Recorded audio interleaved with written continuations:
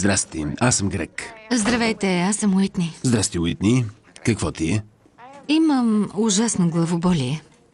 Съжалявам да го чуя. Ще те излекуваме. Имаш ли нужда от нещо друго? Минерална вода, кафе, чай от мента? Не, но сте много мил. Лекарите обикновено са припряни. Ако не си мил, защо ще ставаш лекар? Къде усещаш болката? В главата отзад. Симптом на бекария. Ще очуми към 3-я триместър. Аз не ходя на училище. Нито твоят ембрион.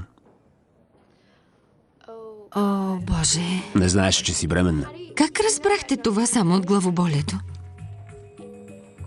Как ли?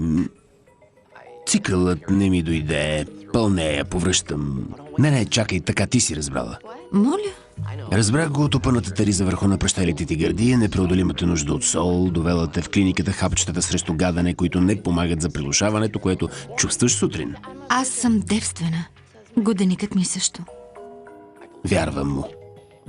Има ли друг начин да забременея? Например, като седя върху тоалетна чиния? Разбира се. Трябва да е имало мъж между теб и седалката, но да, разбира се. Така добре се справях.